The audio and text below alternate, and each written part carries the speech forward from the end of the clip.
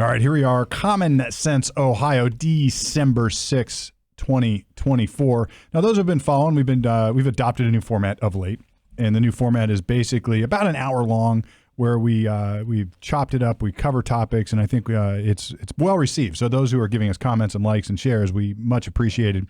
And in order not to interrupt that format with extra content, we are going to create an additional series, which we're doing today. And this is an interview series. And those who have followed us know we've interviewed various people on the show.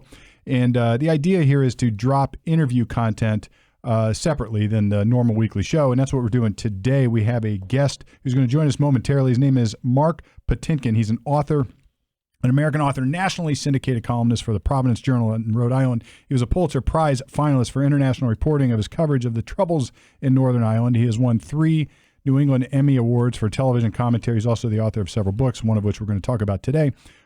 He's a graduate of Middlebury College. He lives in Providence, Rhode Island. He's going to join us here by Zoom momentarily, and I think we're going to focus on his new book that dropped back in July called The Holy War, or The Holy Land at War: A Journey Through Israel, the West Bank, and Gaza. And this is obviously a timely topic. It's obviously an important topic. And what's interesting about this is it was actually boots on the ground. And I think, from what I understand, because I confess I didn't read the whole thing, but from what I understand, he gives a very middle of the road approach. Just goes in and just interviews people. Right. And we're going to talk. Let them speak for themselves. Let's people speak for themselves. So we commentators and we judgers. Is that the right word? Judges of those over there can maybe get some boots on the ground and actually get a look through what a reality lens. Yeah. And hopefully Mark is able to shed some light on it. So we highly encourage everybody to check out the book. And here's Mark. We're going to bring him on by Zoom and see what he's got to say about it.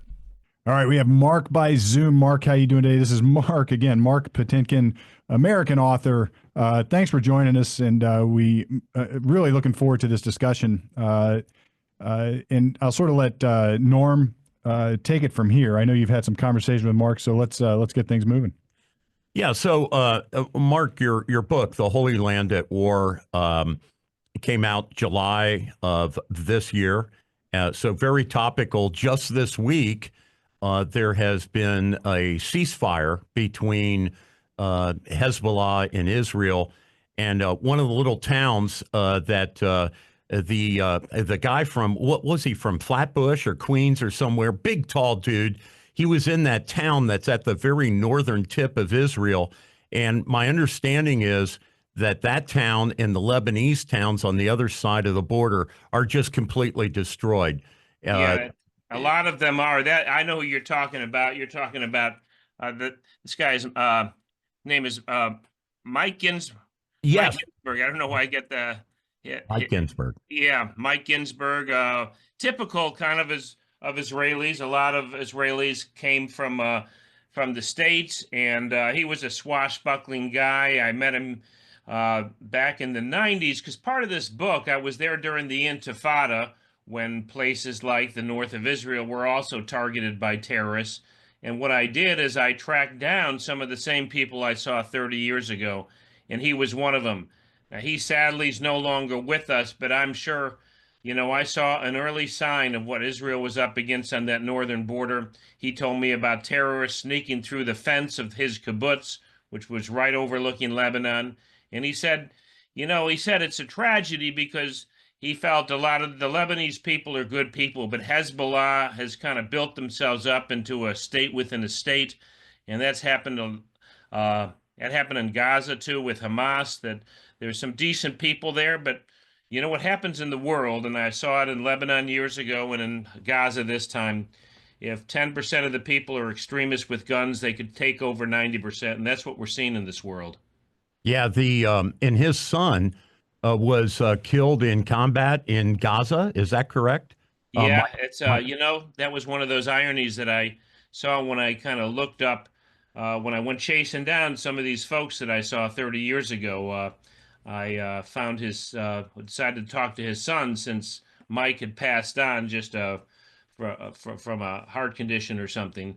And the tragedy was that his son on October 8th, he went down to, the battle was still going on October 8th because 3,000 Hamas militants got into Israel. And even when the alarms went off and the military got down, it was still another day or two before they could clean it out. And just to kind of as a reminder of the generational heartbreak of being an Israeli, his dad had faced terrorists coming into his kibbutz from Lebanon, and his son died fighting terrorists coming into Israel from Gaza.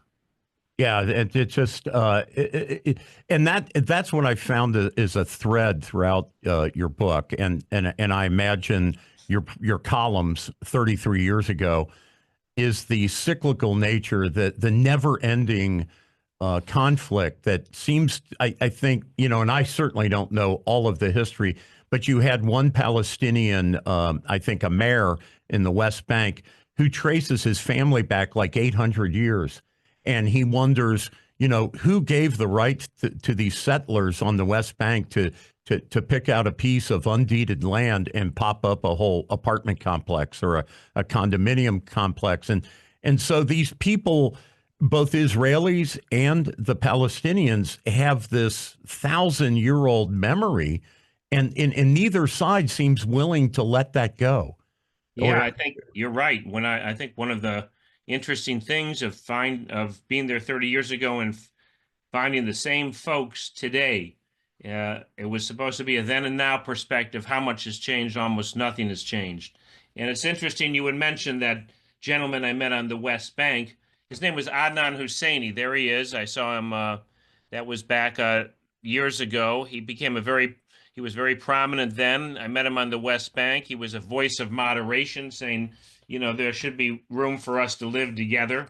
And he went on to become the Palestinian mayor of Jerusalem. And and I tried to track him down this year, but he was hesitant because it's so volatile and so controversial what's going on that he just didn't want to stick his head out and, into the middle of this swirling controversy. And so, but he was a reflection of, what I tried to do. I tried to look at both sides, and there's no question that from October 7th and on that Israel's under siege and fighting for its life. But I also went to the West Bank this time. Israelis told me, don't go, it's dangerous there. Definitely don't take the Palestinian bus. But I wanted to see it authentically.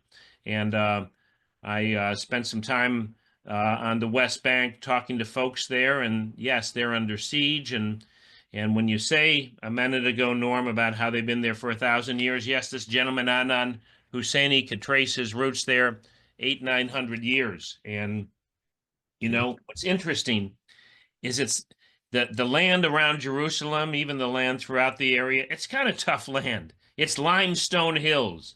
It's hard to carve a house out of that land, let alone a nation. And you wonder why people have been fighting over this tough land for 1,000 years. And well, partly it's because the more you sacrifice to live in a place, the deeper your heart is in it. And it's also because of this history. It's where people's sons and husbands and died and their prophets walked. And there's a little more to it, and we all know the passions of Jerusalem, I guess is one way to say it. The fight today is in Gaza, but really it's about Jerusalem, which draws the passions of the world. And one day I went there to the very spot that, as complex as this conflict is, it's also simple, and you realize that when you go to the actual Western Wall, holiest place in Judaism, the retaining wall of Solomon's temple, built 3,000 years ago. And you look above that wall where people are praying, and you see the Dome of the Rock, the golden dome where Muhammad ascended to heaven, one of the holiest places for Muslims, right on top of each other. And a few steps away is the Church of the Holy Sepulchre, where Jesus died and rose, all in this 1 acre. The passions of billions of people are centered. And that's partly what keeps this going. And I'll tell you, when you stand in that spot, you put your hand on that Western Wall, you can't, well, I don't care what religion you are, you can't help but ask God for the things you want in this world, and you're pretty convinced that in this area with all three of these religions centered right there, that maybe that's one spot where God's going to hear you. Mark, I'm fascinated by your approach to this, and I'll just read what I confess I looked up on Amazon just to see what they say about your book. And the last paragraph they write is, "The Holy Land at War is not a political analysis, but a personal odyssey. One writer's attempt to bear witness through those touched by this long conflict, Jews and Arabs sentenced together by history and geography." And you said something just a minute ago. It's like these people have, on both sides, have a very personal attachment to this land, this geography, and I find it fascinating your comment that it's because they sort of toiled over it to make it livable, and that gives them a personal connection. And what I'm curious about is, did you gather any thoughts about not what the leaders have to say about what the ultimate solution is, but what do the people feel about it? Do the people on the ground really have this kind of animosity to each other, or is that just coming from the leaders, or is it a little bit of both? Or were you able to gather anything about it?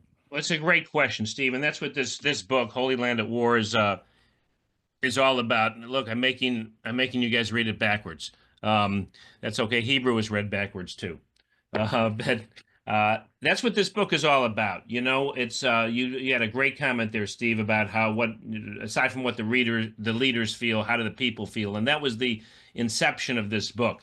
At the very start, I began by I'm a columnist in the Northeast, a longtime columnist on a newspaper, and I began by writing armchair commentaries about what happened on October 7th, defending Israel, actually. And for that, I was, brutally attacked just for defending Israel a day after October 7th. A city councilman in my home city of Providence called me a disgrace to humanity and got 500 likes on Twitter. And Brown University, that's my town too, Brown University fellow called me repugnant just because I was defending Israel. But there's all this back and forth. Everybody is a commentator, and I'm an old school journalist at heart. So that's what started this project. I said, you know what? Everybody is in their armchair commenting. I'm going to go. I'm going to go and see. And I don't want to talk to the leaders. People hook me up with leaders. Somebody said, I'll get you a Palestinian government member, and somebody else said I could get you an interview with the head of the Israeli Navy. I didn't want any of that. I wanted to know what the people felt. And that's what this book's about. I just, save yourself a ticket and the danger. I just say, come on with me. We're going to go to Israel. We're going to go to the West Bank. We're going to go to Gaza, where everything started, the Israel side of Gaza. And then we're going to go, it wasn't easy to do, but ultimately it got inside Gaza and inside the war zone itself, with explosions going off nearby as I moved around in an Israeli Humvee. And I just talked to the folks on the ground. And, what I learned is, I learned that it's a long conversation, which I'm glad we have this podcast. The one thing I learned that's kind of, I guess doesn't bode well is that on the Israeli side, let's just start there, in terms of what the folks on the ground think. The people that were attacked October 7th, and I went into the worst hit kibbutz, and I talked to others and heard horrific stories. I talked to a 16-year-old young man who his house was invaded by Hamas militants, and his mother had him hide on the floor in between a bed and a wall, and she lay on top of him, and they broke in and began firing all over the room, killed his mother, and he lay under his mother for 45 minutes to survive.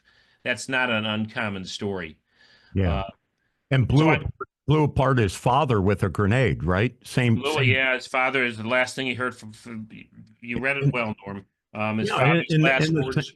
In the same room, right, Mark? Same room. All three, mom, dad, son, were trying to hold off Hamas, and as mom and son hid, the father was holding the door, and then they forced the door open, threw in a hand grenade, and the last word from the father was, "I've lost my arm," and then they broke in, and it was that's the kind of story you hear. And so I tell that story just because those folks in that family, and virtually every single family that was targeted on October 7th, they are the peaceniks. They like the Palestinians. You see a button in their room. I have it in the book somewhere. I'm not sure I could find it on short notice, that says Palestinian lives matter. That's the kind of things that they cared about there. This is the parents, by the way, that we just talked about, that were killed. That father right there was killed. His arm was blown off, and And there's the young man, 16 years old, standing in front of his uncle, who's now his guardian. And these were the peaceniks. They would take Gazan folks, Palestinian folks, to hospitals in Jerusalem. And you talk to those folks now, and they say, my whole life was about peace with the Palestinians. And I don't know if we have anybody to make peace with as long as Hamas is in charge. So the answer to your question, Steve, on the Israeli side, even those that most wanted a two-state solution or peace right now have less faith in that as long as Hamas is in power. In terms of the other side, I've got to say, yes, there are extremists, Hamas and other terrorists, but I don't believe it when people say that everybody in Hamas, even the civilians, are all terrorists, all support some Hamas. I think there's a lot of good folks there, and same on the West Bank, where I received a lot of hospitality. And they're just under the thumb of either incompetent leadership on the West Bank by the Palestinian Authority or terrorist leadership on Gaza. And I have hope for peace if you could get good leadership, because I believe in the folks on the Palestinian side, even that the majority aren't terrorist supporters. They just are trying to find a decent leadership. Mark, in the news this week, Amnesty International, we know the International Court has put out an arrest warrant for Netanyahu, calling this a genocide in Gaza. And Amnesty International issued a press release this week calling it a genocide. And your book is very balanced. It's incredibly balanced, and you worked, I think, assiduously to make sure you portrayed the sentiments of both sides. And a couple of the Gazan stories, the young man who's working for the Red Cross, Mrs. TB down there on the border with Israel from Save the Children, this head of a Gazan hospital who at 4 a.m, he's at the hospital doing some medical procedure, gets a phone call in his home with something like 50 people in the area in and around his home are destroyed. He lost his daughter, his son, his grandchildren, and now he's in Turkey because basically there are no homes left in Gaza. Basically, the whole country is displaced people. And you portray all that. And I think it's a very fair book. You're very balanced. Even though Israel suffered this horrible attack at the Nova concert, and then in the kibbutzes, I think somewhere around 1,250 people killed and like 250 captured. But then on the other hand, in Gaza, which has a population of like 2.3 million people, and you cover this, it's almost like it's 95% destroyed, and the people are all displaced, and it just seems disproportionate. But yet, I understand the Israeli. This is a group of people from the Holocaust. Even before in Russia with the pogroms. The Munich Olympic tragedy, the various airplane hijackings, raid on Entebbe where Netanyahu's brother was killed. I mean, Israel has a lot to be suspicious of anti-Semitism around the world. They are very justified in reacting to this.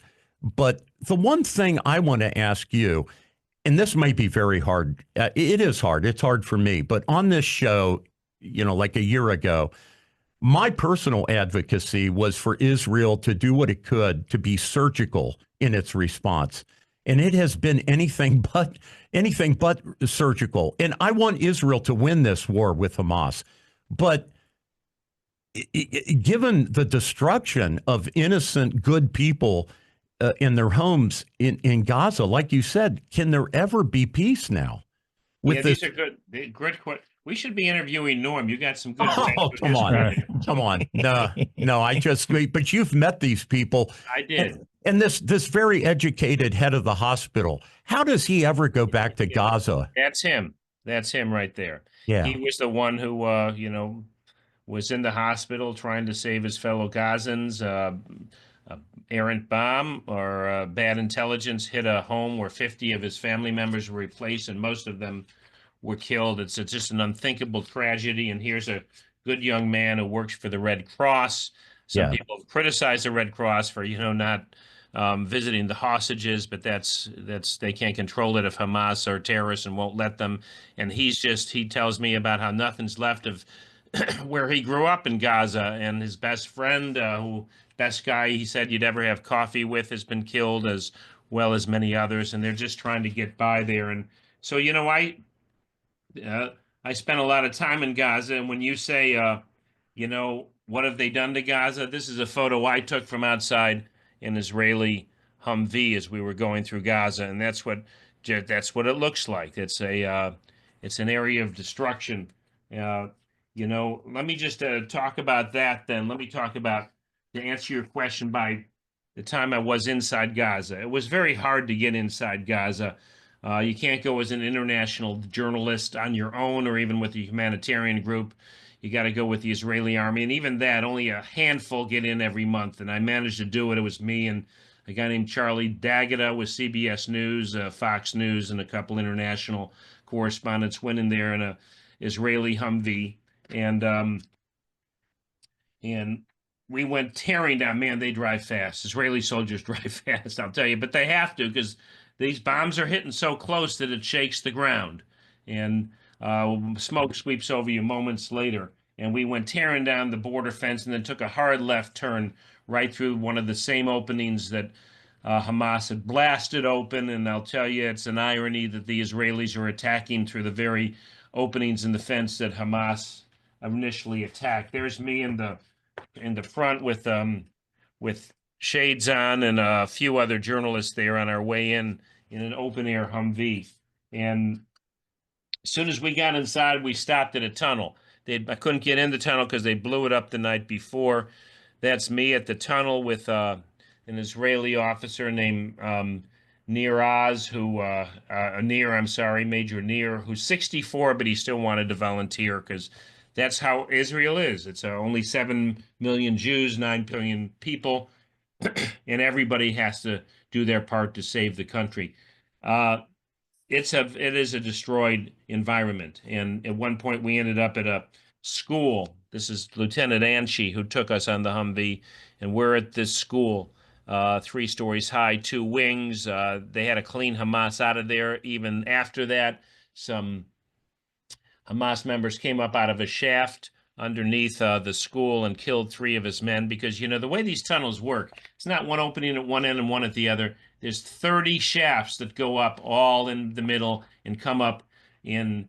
And here's the answer to your question of why there's this much destruction. Those shafts come up in homes. Those shafts come up in health facilities. Those shafts come up in schools like this school here, and they come up even in mosques.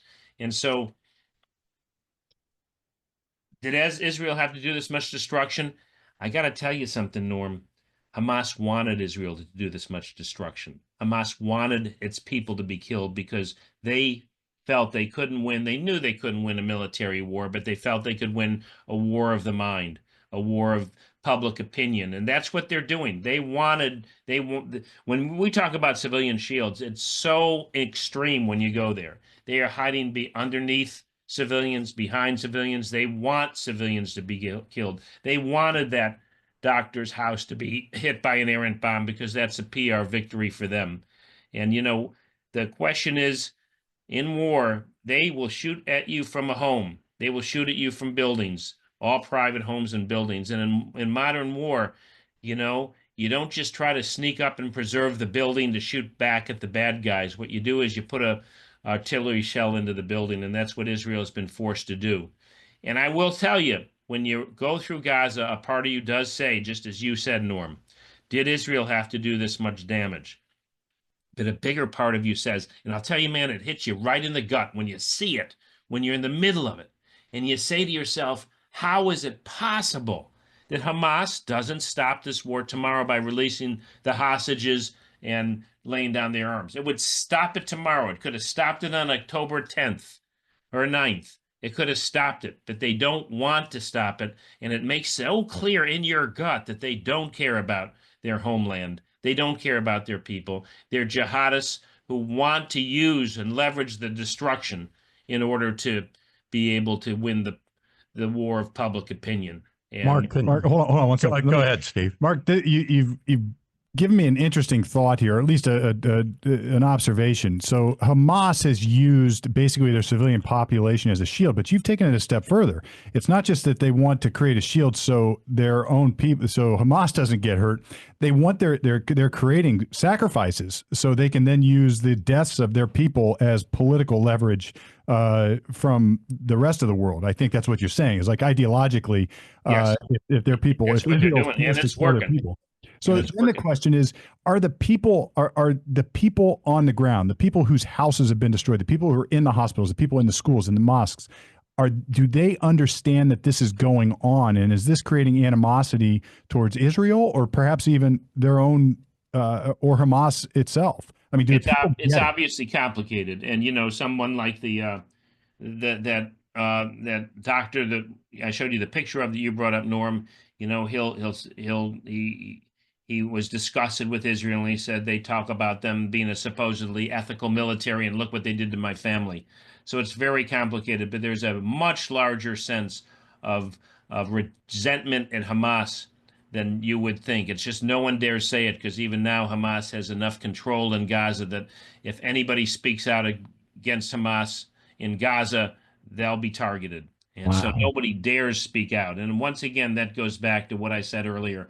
If 10% of the people are extremists with guns, they can control the other 90%.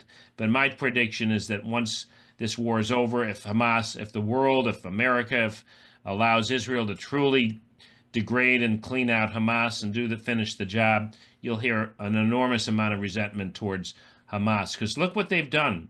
Look what they brought on their own people. They brought a destruction of their homeland. And it wasn't a bad homeland. Yes, there was a lot of poverty there, but the characterizations of Gaza as an open-air prison, that's just not true. Hundreds of thousands worked in Israel every day. Tens of thousands traveled, if not more, every year. There was free passage. There were beautiful parts of Gaza that I saw that's, 20-mile waterfront on the Mediterranean. And Hamas turned, as we've heard so often, all the billions of dollars of aid into tunnels instead of improvements. But there was still, it wasn't a bad place, and they've destroyed it, and there's going to be resentment at Hamas for that for a long time. May I ask? I don't know much about Hamas, and I'm sure the Mossad has an excellent grip on what constitutes Hamas, and the Israeli government understands it. May I ask you, are the leaders of Hamas Iranian or are they Palestinians? In other words, have they, like Hezbollah in Lebanon, are they Iranians and Syrians who have, asserted themselves on if you will, a passive Palestinian population and have amped them up, or is Hamas basically a Palestinian organization? I don't really understand what Hamas is. It's really complicated, isn't it? Yes. Hamas is really been funded by Iran. Here's the bottom line. Iran is the bad actor. Iran is the most destabilizing force in the Middle East and probably beyond. And the reason they're a destabilizing force is they said to themselves, we're not going to engage in war ourselves, but we want to have proxies engage in war for us against our enemies, especially Israel, but also, to be honest, also in a place like Syria. And so the reason Hamas has been able to create themselves and get all that money for tunnels is because Iran has funded it. Same with Hezbollah. I saw the rise of Hezbollah in Lebanon years ago when I was there covering the civil war in the late 1980s. In fact, I was almost kidnapped then by Hezbollah, and that all came from Iran. I'm not a fan of Iran because they almost kidnapped me. And I was there. There's a guy named John McCarthy who was Sky News guy. The two of us were the last Western reporters on the Muslim side of Beirut on one night in the late 1980s, and we said, we got to get out of here. It's getting hot, and Westerners were being grabbed by Hezbollah. And he said, I'm going to the airport tomorrow. I said, don't do that. That goes to a Hezbollah neighborhood. And And he said, no, it's the quickest way out, and I'll have bodyguards. And so I had this great Muslim driver named Mehdi who had cat sense, who'd saved me from a kidnapping when, a car stopped in front of us on a narrow street the day before, and 4 men got out and began running right at us. Man, Mehdi put that car in reverse, like within an instant before I registered what had happened. We were screaming out of there. And then we wove through back streets that next morning to get out, and went over the green line to the Christian side. I gave him a $400 tip. My cheek is still scratchy from how hard he kissed me. And then I took an 8-hour ferry to Cyprus and flew to Tel Aviv. The next day, John McCarthy was kidnapped and held for 5 years. Wow. Big story in the UK, chained to a radiator. Well, and that Terry guy, Terry Anderson, same thing. He was just trying to. They don't. Yeah, these are extremists who have no rules, and so that was a long way of saying I saw the rise of Hezbollah. It came from Iran. I saw Hamas. It's all from Iran. Let me follow up. So, in 2005, right? Israel negotiated with the PLO and it gave them some sort of governmental, even though it's light and Israel still occupies in a way the West Bank very definitely. But the PLO and Israel worked out where the Palestinians would get the Gaza Strip as well as the West Bank, and they're not attached. It's kind of like, it's kind of like us in Puerto Rico or something, the two are not contiguous. And I think your book said within 1 year, Hamas had taken over Gaza Strip. So how did that happen? I don't know historically, was there a vote, or did they just militarily tear down the Palestinian Authority in the Gaza Strip and take it over? Because that seems to be what radicalized Gaza. Up until then, the Palestinian Authority, for that 1 year, they were titularly in charge of that area. Yeah, you're right. I saw Gaza when the Israelis were, I went on patrol in Gaza in an Israeli Jeep in the 1990s when they still occupied it. And that's the guy, his name is Oded Turban. That's in 1991. I took that photo. Our Jeep was hit by hundreds of rocks of kids that were throwing rocks at us, some as young as 4 years old. I took this photo. There's a 4-year-old kid, maybe 4, in Gaza throwing a rock at our Israeli Jeep. And but Oded Taban, this guy I just showed you, he said he wanted Israel out of there. He said, let's give the Palestinians the equivalent of their own state. Israelis completely left in 2005. The military even dragged out Israeli settlers who were resisting. It was all Palestinian at that point, run by the more moderate Palestinian Authority. One government, 2 territories, as you said.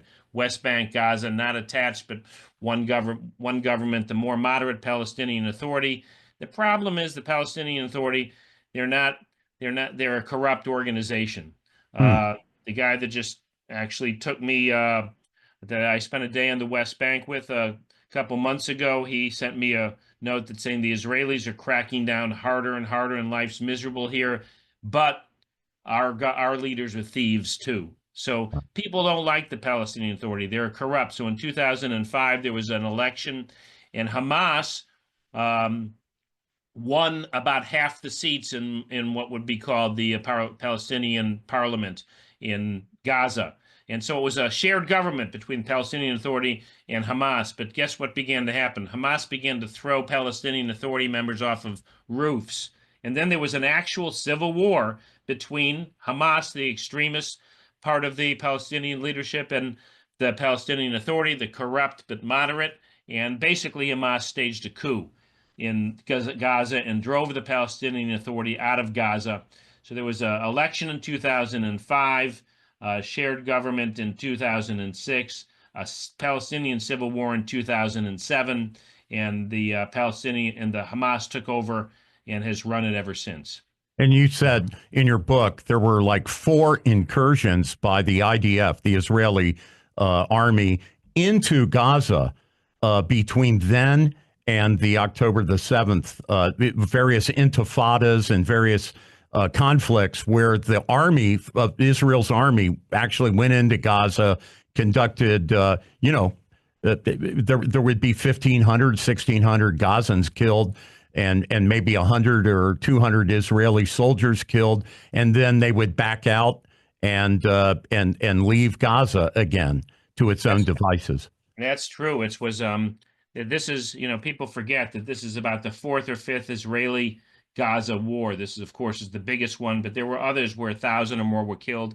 And I tell that story, like I like to tell the stories to individual people. When I was there in the 1990s, I met a young Palestinian woman named Selwa Tibi, who was working in Gaza. I met her there. This is a picture of her in better times. Not when I met her. I met her in her 20s. But that's her in better times. She's a humanitarian worker, a great lady. And I tracked her down. That's part of what this book is. 31 years later, I tracked her down, this lovely Palestinian woman here. And you know where I found her today? I found her displaced and living in a tent. She sent me this picture in Gaza. That's where she is today. And I bring this up to answer your question, Norm, because her story is the story of all Gazan people. She through some posts that she herself put on her various humanitarian sites, she talks about, my God, we've now got another war. We get, and then they were praying for a ceasefire. There would be 3-hour ceasefires where they'd go out to try to get bread, but the lines to the few bakeries were 4 hours. So that's the kind of life they were living. And she's seen over the years her homeland in war 4 times. But this time, she said, after every other time, I felt that we could resume life. This time, I don't know if we can. The destruction is so widespread. Well, She just Mark, told me that by text a couple weeks ago. Yeah, Mark, I wanted to ask you, I think with the access you had to individuals, to citizens, from a journalist perspective, how do you take in that that potentially everyone you talk to could be killed because you've talked to them? You mean whether or not, if I talk to, say, a Palestinian, whether or not that they could be targeted or something like that? Yeah. How's a journalist? How do you as a journalist absorb that? Because you want the story, and they're willing to tell you, but at the same time, they could be targeted because they talk to you. You bring that up in the book.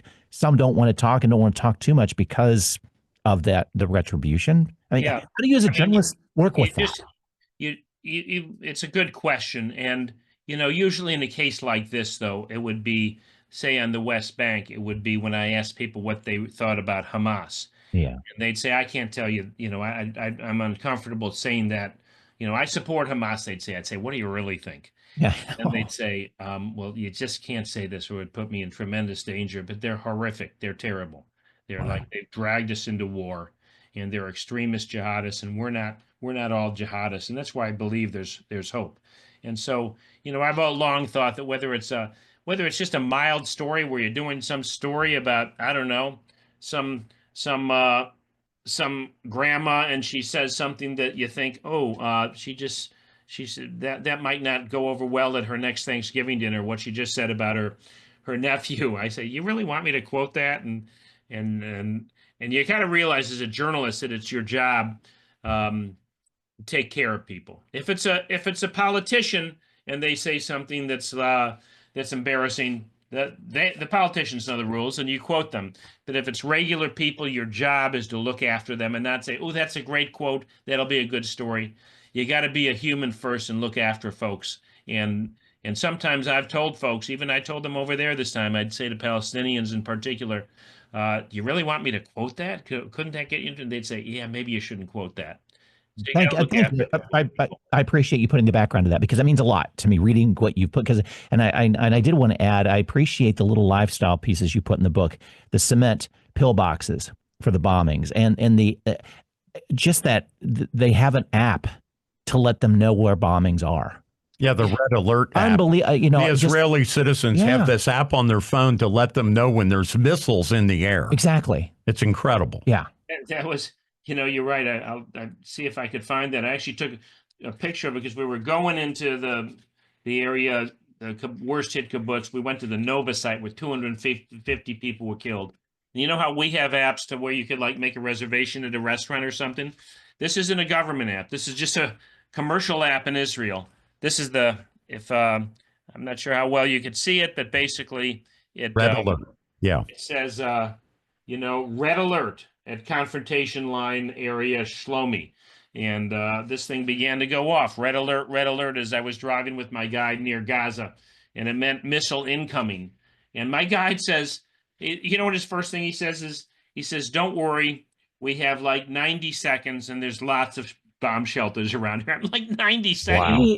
What are you talking about? Stephen saying that to an alert. Yeah. I mean, and think of the consistency of that every day.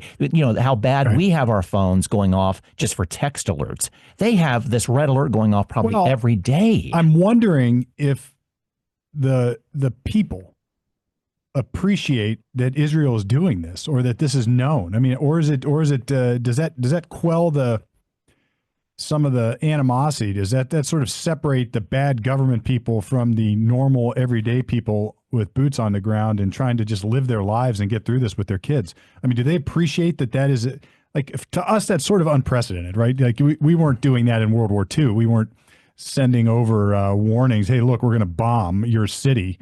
You better get some shelter. We just did it. So, I mean, what is the impression of the folks on the ground with that? You're talking about the Palestinians. Correct. Yeah. They're bitter about what they feel is Israeli disproportionate response. They're bitter about it. They've been displaced 5 or 6 times. Even if there's that factor, and there is a factor, and that's why there is a factor of Israel doing door knocks on the top of buildings with the non-exploding bombs to tell people they better get the hell out of there, or calling millions of phones to tell people to move, or telling people to move from one area to the other. You're still being displaced. You're in horrific conditions. You're 50 people living in a home, and you're going to be bitter about it no matter what. So is there an appreciation that Israel is trying to warn? That you don't hear that a lot, to be perfectly honest with you. But in the scheme of things, that's why I think the international court is preposterous.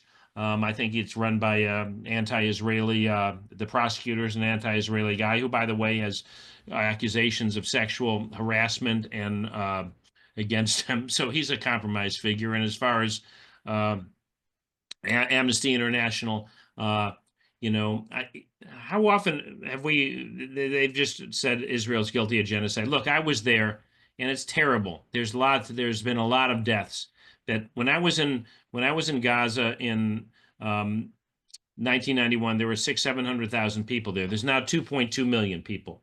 And that's not genocide. It's not. There are 45,000, they say, have been killed, many of them militants. So that's often overlooked in that figure. Maybe half, or at least a third or more have been militants.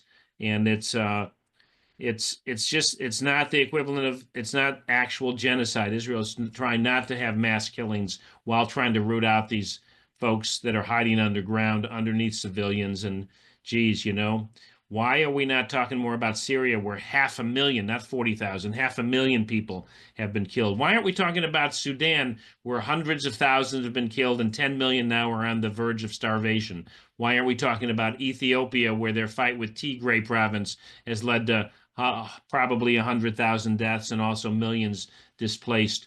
This is by a long shot not the worst destruction. Mark, let me debate with you just for a second. And I think the answer to that question is because the Jewish people are so intelligent, have such a tremendous culture, have such ethics, lots of doctors, lots of businessmen, lots of lawyers,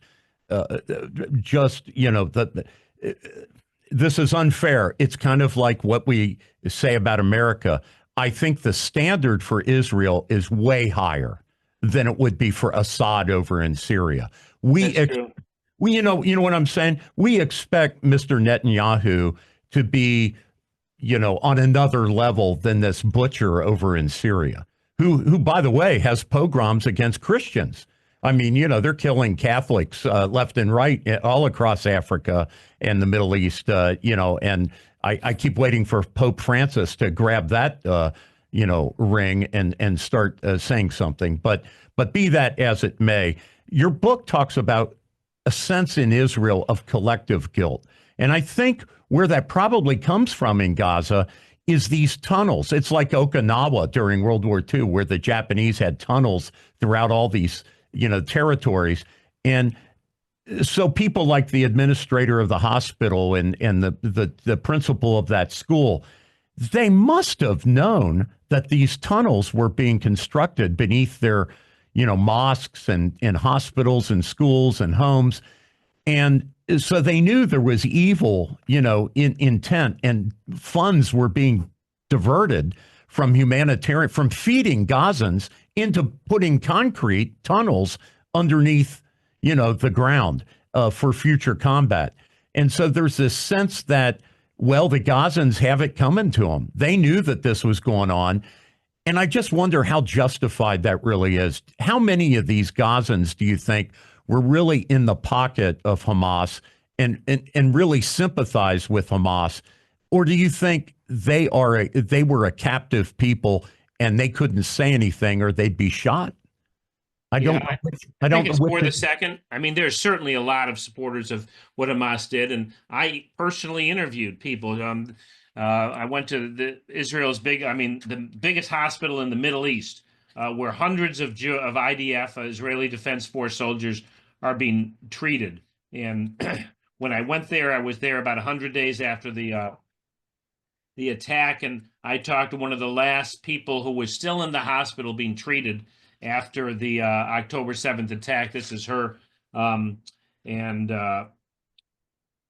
she's a young doctor, and she was, they broke into her house and they threw like a burning propane tank into the bathroom where she was hiding with her family. And 100 days later, but I bring that up because you know who did it in that case? That wasn't Hamas. They didn't have guns with them. They were just civilians who followed Hamas in to continue the destruction. So there were many cases of civilians following into Israel to slaughter, and we all saw the pictures of civilians celebrating deliriously as Jewish bodies were paraded through Gaza after that October 7th day. So there's certainly a lot of people that support the Hamas in there. But in terms of the fact that everybody knew, there's a lot of things you read about a good person in Hamas saying that there was some digging going on behind their house and they were just told by these militants, don't ask questions, don't worry about it. And they knew they didn't dare. And so I think, again, they were captive. And if I had a guess, I know this is a general guess, but again, having been in Lebanon and talked to folks there that were underneath the thumb of Hezbollah, and the same in Gaza, I'd guess that about a third or so of Gazans are hardcore Hamas supporters. I'd guess a third of them are absolutely horrified by Hamas, and the other third just want to be left alone. They could swing either way and just live their lives. And so I think that I have hope for peace, because I believe that most people aren't extremists, but again, if 10 or 20% are extremists with guns, they could control and hold captive, to use your word, Norm, the general population. Mark, go ahead, Steve. I guess I should ask, as you talk to these people on both sides, both the Palestinians and Israelis, or the Israelis on the sort of the people, did you get any sense of how they feel about the American intervention into it, whether the aid that the Western or that we're sending over that people are alleging is getting diverted and stolen? I mean, what's their general sense of what the rest of the world thinks of what's going on? Or did they even care? Or is it just too much chaos? I mean, how do both the Palestinians and Israelis feel about America? Yeah, and what we're doing or not doing. Yeah, well, you go into the West Bank, which is what I did, and the first thing my footsteps echoed when I went to Bethlehem. A lot of people think Bethlehem is, that's Jesus. That must be right next to the Western Wall in the heart of Israel. No, it's in the heart of the West Bank. It's a very West Bank town, Bethlehem. And when I went there, the first thing that happened to me when there I am in Bethlehem interviewing a Palestinian in a Palestinian refugee camp, and the first thing that I encountered with these cab drivers, I came out of this long border tunnel with one-way turnstiles, and as soon as they said, "What are you doing here? We haven't seen a Westerner here in months." And I said, "I'm a journalist." As soon as I said I'm a journalist, they started hitting me with, why is America giving Israel bombs to kill children in Gaza? and you hear that everywhere in the West Bank. So there's that feeling over there. And but on the Israeli side, they really they value America's support. May I ask? You wrote very beautifully about the result of some Islamophobia by that crazy man from Upper New York that moved to your area and shot those three young college students, and one of whom is he's from the waist down, he's paralyzed, and you wrote beautifully about that, and yet in that same area, you have the heads of, by area, I mean East Coast. You got Princeton, Yale, Harvard, those presidents of the universities testifying before Congress that they weren't going to do anything about anti-Semitism on their campus. And I'm like, I don't know how you feel, Mark, but your ears to the ground. You've been out there on the East Coast. You were there during 9/11. Is there a lot of Islamophobia in America, in your opinion, or was that a rare case?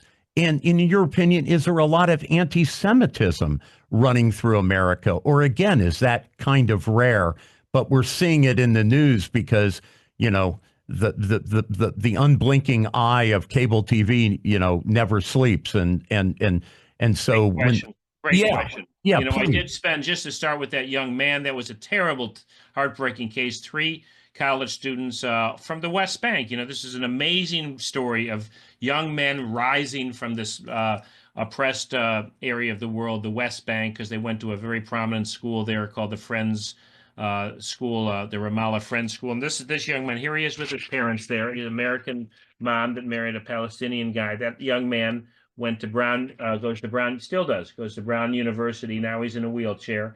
He was in Burlington, Vermont, just last Thanksgiving, almost exactly 1 year ago. And he was with 2 college friends. This is the night before the shooting. And there he is with his uncle and 2 other college friends from Trinity and I think Swarthmore University, if I'm right. And some hater saw them walking with keffiyehs on and shot all 3 of them, and one of them is paralyzed. And so what I did when I went to Israel, I said, I want to see his life. And so I went to downtown Ramallah. There's downtown Ramallah. Unlike Bethlehem, very vibrant place, lots of life going on there. Ran into a lot of great folks. And I went through Ramallah with this young man's childhood friend, who's also a Brown University kid. He made it there too. Great guy named Abu Dashad. He showed me the best ice cream in Palestine, in Ramallah, and I saw how proud these folks were. He's so proud of Ramallah, which is a vibrant place, the kind of capital of the West Bank. But this tragedy happened in America, where his parents said, don't come home for Thanksgiving. It's too dangerous here. There's a war going on, an Israeli crackdown here in Ramallah on the West Bank. Stay in America where you'll be safe. And ironically, all 3 of them were shot, and one is paralyzed now from the waist down. And so that was a rogue event, I think. But of course, you could say that the hatred that is in the air, just as in many cases, triggers people that are borderline mentally unstable to act out. And in terms of your general question of, is there a rise in Islamophobia and anti-Semitism? Yeah, I think there's probably both. But I will say it's particularly frightening for Jews to see because they're much more prominent, the pro-Palestinian rallies and college campuses and in downtowns, and the shouting to globalize the Intifada. And I was there during the Intifada. Globalize the Intifada means put bombs on his civilian buses. I think a lot of Jews in America in particular just feel this is a dark time, almost not blatantly, but almost reminiscent of Germany in the late 1930s, with just the doors have swung back open on expressing anti-Semitism. They feel that the whole anti-Israeli stance has bled over into anti-Semitism with attacks throughout the Western world. Just yesterday, there was an attack in Melbourne, Australia, arson on a synagogue. Jews feel they're being targeted. And in fact, in this book, one of that young man that I just told you about that lay under his mom. Yes. And the way I found out about that is I had a high school friend who said my niece was murdered. Just sent me, I hadn't heard from him in 10 years. I get a note because he knows I'm a journalist. My niece was murdered. This is on October 8th or 9th. And it turned out to be the mother of the young man that was hiding under the bed. But I bring that up in this to answer your question, Norm, because this high school friend, it was just a very kind of secular Jew in high school, turned into more of an Orthodox Jewish guy. And he today, when he wears his black hat, he says he's terrified that a car is going to like swerve and hit him. And his wife did not want their names even mentioned in the book because she was scared they would be targeted as Jews. And he now, as a Jew, sleeps every night with a loaded gun next to his bed, because that's the mindset of many Jews in America even today. Wow. So you covered Ireland in another book. Northern Ireland, yeah. Yeah. And what ended up solving, if you will, that 1998, resolution in Ireland. And great analogy. My dear Irish mother, all of us kids suspect she actually sent money to the IRA, but at the same time, she's handing out money to illegal immigrants down there in Arizona and giving them water. So my mother was complicated, but it was the mothers, wasn't it? Wasn't it women from Catholics and Protestant women that got together and they told the IRA and the British government, we've had enough of this, excuse it, shit. We've had enough of this. Generations of our sons have died. It's going to take something like that between Jewish and Palestinian mothers, isn't it? Yeah, I'd say that was an element. I talked when I was in Northern Ireland way back when. Maybe some people don't remember this. You have a good memory.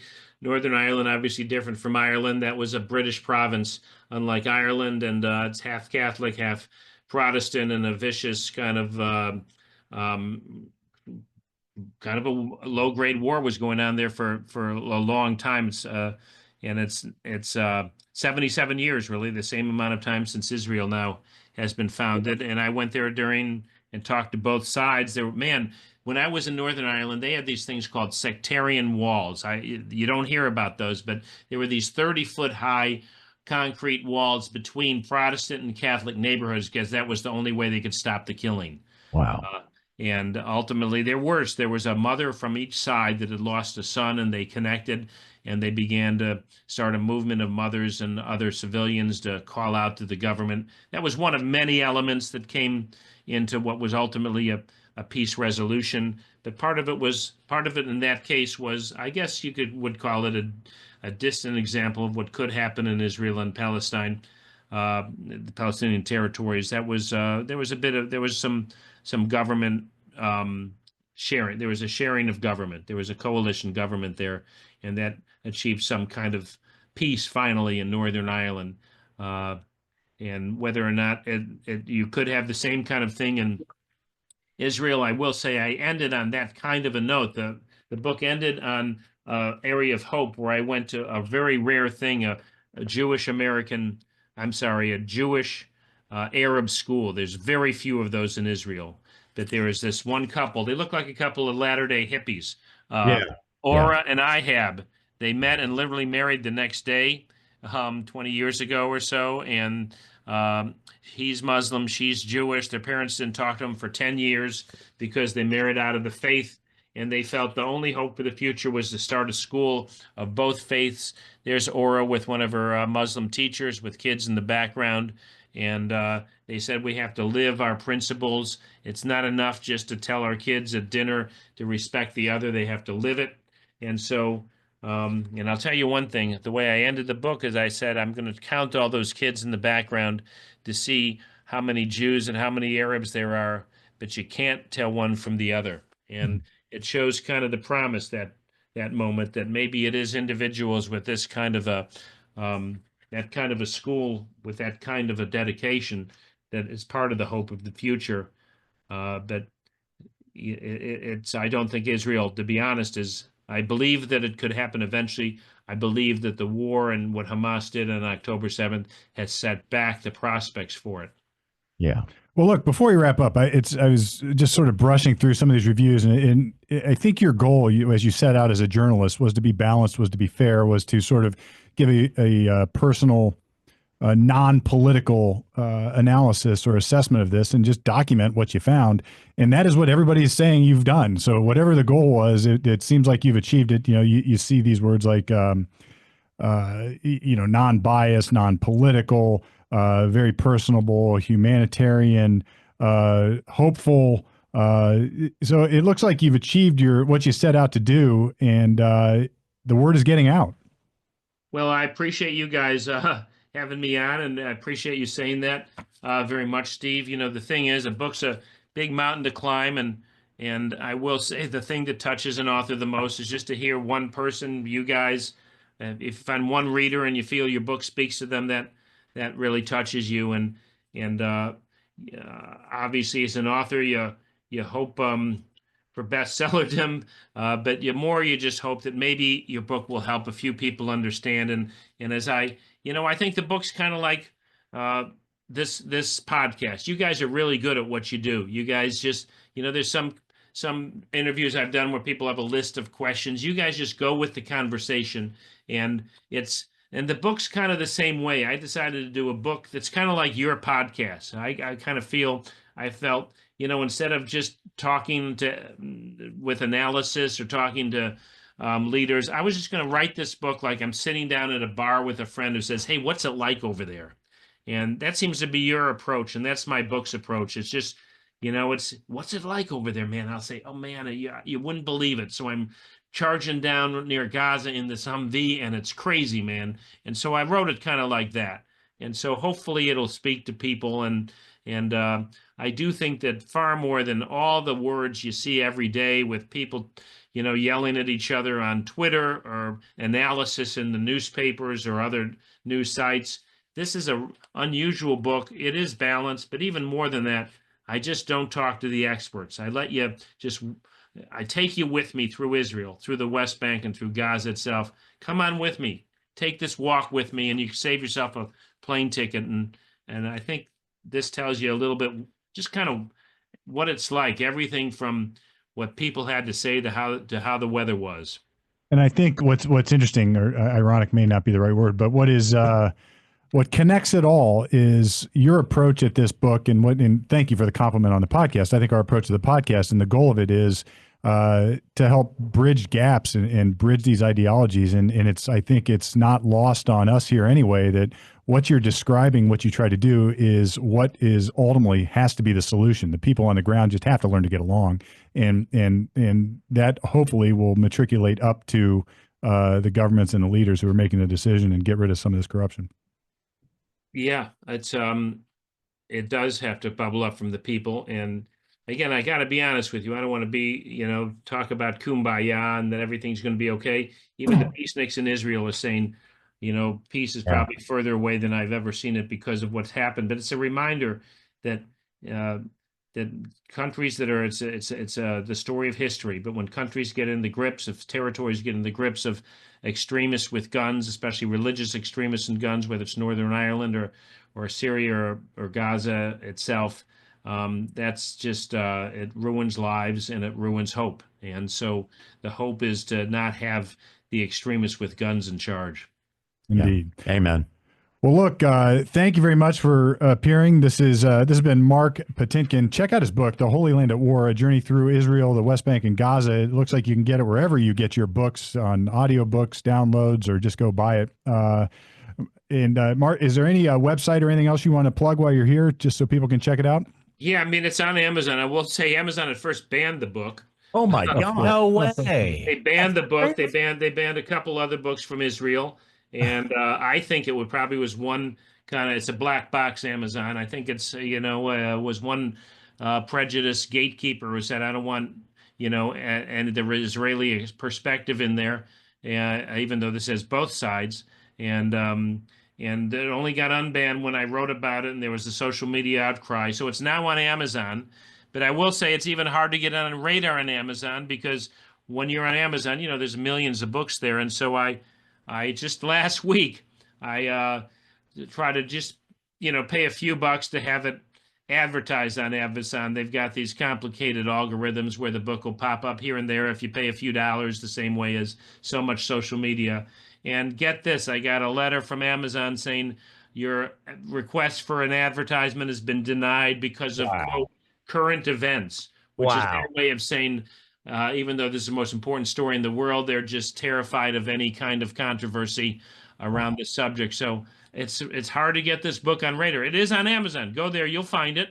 And if you go to a bookstore, you could order it. It's I've had to battle it, and it's a whole nother podcast. But people talk about books being banned. What you talk about when a book's banned? What are you talking about? One group that's banning books from one library in Elyria, Ohio. When Amazon bans a book, now that they control 80% of ebooks and 50% of print books, they're really keeping your book from the public square. And so there's a big conversation to be had around that. And I've been the victim of it. So I've had to fight some battles, but it's on Amazon. It's just that they won't let me advertise it, and almost didn't let me on the site because of they're just terrified of the subject itself. Wow. Well, look, I think that's a conversation we would all love to have with you about your experience there, but it'll be next time. So for now, we'll sign off. Thank you so much. Much appreciated. And folks, check out his book. It really is worth checking out, irrespective of what Amazon and the others might say about it. It is completely neutral, and it does not take a political viewpoint. So thank you again, Mark. Have a great holiday. Thanks, guys. You did a great job, by the way. I appreciate you saying people should look for my book. People should look for your podcast. This is as good a podcast as I've been on and even seen. You guys are good. Thank you. Thank you. Thank you. All right. That's Common Sense Ohio signing off with Mark Patinkin. Great conversation. Check it out. And don't worry, we have lots more to come with all our regular weekly content. We'll be at you next week. This is Common Sense Ohio coming at you right from the middle.